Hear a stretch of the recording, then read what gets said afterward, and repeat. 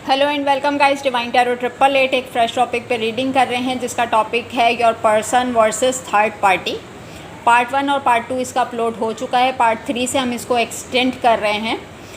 अच्छा जी, आप current feelings, current energies और करंट थॉट्स हमने पार्ट 1 और 2 में चेक किए हैं। पार्ट 3 में अब हम चेक कर रहे हैं कि आपके पर्सन थर्ड पार्टी से क्या चाहते हैं। ठीक है, उसमें हमने जहाँ पे रीडिंग वाइंड अप की थी उसमें ये आ रहा था कि ये दोनों कहीं इन लोगों के फाइनेंसेस जुड़े हुए हैं आपस में। आपके पर्सन को इसलिए इस रिलेशनशिप पे वॉक अवे करना मुश्किल हो रहा है कि जो अमाउंट ये उसकी तरफ से ग्रैब कर रहे हैं, जो फैसिलिटीज़ इनको थर्ड पार्टी की तरफ से मिली हुई हैं, लिटरली इनको वो चीज़ें छोड़नी पड़ेंगी।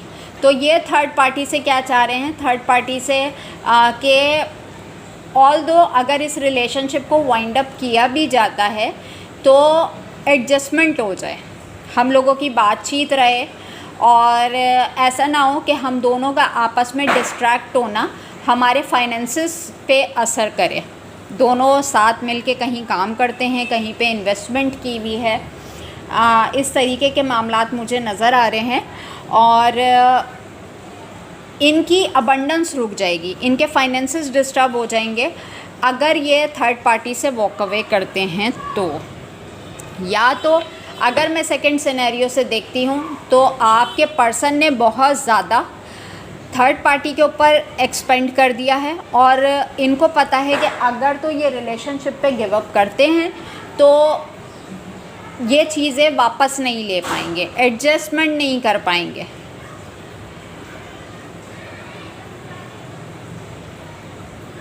इनसिक्योर एनर्जी नज़र आ रही है और आपके पर्सन क्या चाहते हैं थर्ड पार्टी से आपके सामने है कि एक इनसिक्योरिटी है इनको और बहुत ज़्यादा डर है इनको अपनी अबंडेंस के छिन जाने का। अब अगर हम बात करते हैं कि थर्ड पार्टी आपके पर्सन से क्या चाहती है, please divine, please universe, please give me a right predictions for my viewers. Third party आपके पर्सन से क्या चाहती है? Renewal, king of air, compassionate, understanding और trustworthy, six of fire, success, recognition and self esteem, overwork, stressed and imbalance. इन्होंने कहीं पे cheating की है थर्ड पार्टी के साथ फाइनेंसेस को लेके। Okay ji, conflict, competition.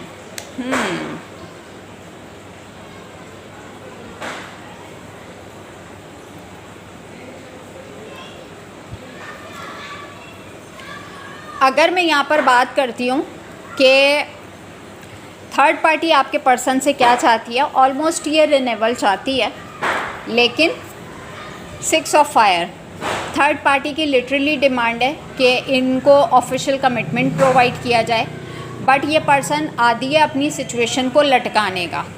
With the 10 of fire card, इस पर्सन ने इसकी ज़िंदगी को इम्बैलेंस्ड कर दिया है। स्ट्रेस्ड एनर्जी नज़र आ रही है, कॉन्फ्लिक्ट्स नज़र आ रहे हैं, यानी कि कंपटीशन नज़र आ रहा है। थर्ड पार्टी सेंस कर चुकी है कि आपके टूवर्ड्स और ये थर्ड पार्टी में कॉम्पिटेट कर रहे हैं, यानी कि लिटरली ये थर्ड पार्टी का कंपटीशन कर रहे हैं। 3 ऑफ फायर का कार्ड यहाँ पे लिटरली बता रहा है कि इनका विज़न, इनके गोल्स रिलेशनशिप नहीं है, इनका विज़न और गोल मनी, प्रॉस्पेरिटी, ग्रोथ, अबंडेंस से रिलेटेड है। और जब ये कभी आपके साथ कंपैरिजन करते हैं उसका, तो जाहिर सी बात है कि थर्ड पार्टी और आपके पर्सन के बीच में कंपटीशन नज़र आता है कि भाई आप कंपटीशन कर रहे हो और थर्ड पार्टी फिर वहाँ से अपने आप को गार्ड करती है, इसकी सेल्फ़ एस्टीम डाउन होती है। थर्ड पार्टी आपके पर्सन के ऊपर ट्रस्ट नहीं कर पा रही, उसको इस चीज़ का अंदाज़ा हो चुका है कि आपका पर्सन ट्रस्ट वर्दी पर्सनैलिटी नहीं है। जिस तरीके से यहाँ पे मैंने देखा था कि पास्ट लाइफ के बहुत सारे कर्मा हैं जो कि आपके पर्सन को रिलीज़ करने हैं, तो यहाँ पे अच्छी एनर्जीज़ मुझे नज़र नहीं आ रही हैं थर्ड पार्टी की। अपने आप को गार्ड करना चाह रही है, प्रोटेक्ट करना चाह रही है, और उसके लिए उसे बहुत स्ट्रेंथ का मुजाहरा करना पड़ रहा है। जबकि आपके पर्सन इस सिचुएशन को बैलेंस करना चाह रहे हैं। उन्हें पता है कि अगर मैं इस पे वॉक अवे करता हूँ, गिव अप करता हूँ, तो मेरा बहुत ज़्यादा नुकसान है। ठीक है, अच्छा जी, यहाँ पे हमने चेक किए है कि इन दोनों की इंटेंशन क्या है आप दोनों के टूवर्ड्स। अब अगर मैं यहाँ पे चेक करूँ कि दोनों की सोल लेवल पे क्या फीलिंग्स हैं एक दूसरे के लिए, इससे आपको ये पता चल जाएगा कि इन दोनों का रिलेशनशिप किस हद तक इन्वॉल्वमेंट के ऊपर है। फिर हम रीडिंग को वाइंड अप करेंगे। Please divine, please universe, please give me your right predictions for my viewers. Soul level पे फीलिंग्स मेरे व्यूवर की पर्सन की थर्ड पार्टी के लिए। Unrequited love, there's not enough attraction or chemistry to keep this relationship going. Okay, make the efforts. Great love is worth taking the step you're guided to take. Worth waiting for. अच्छा जी, अगर हम बात करते हैं soul level पे feelings आप third party की आपके पर्सन के लिए। वेडिंग, कमिटमेंट मांगी है थर्ड पार्टी ने, new love, finances and career. मैंने आपसे बोला था कि इन दोनों का कहीं पैसों का लेन देन है, काम का लेन देन है। अगर मैं सोल लेवल पे फीलिंग्स की बात करती हूँ तो इन्होंने एक अनचाहे लव की तरह थर्ड पार्टी के साथ डील कर रहे हैं। मल्टीपल ऑप्शंस के अंदर मौजूद हैं और थर्ड पार्टी इनसे लिटरली कमिटमेंट डिमांड कर रही है और ये इस चीज़ पे काम करना नहीं चाह रहे, उसको बहुत ज़्यादा लटका रहे हैं कि टाइम आने पे देख लिया जाएगा, जब सही वक्त होगा, जब डिवाइन टाइमिंग होगी तब देख लेंगे कि क्या करना है।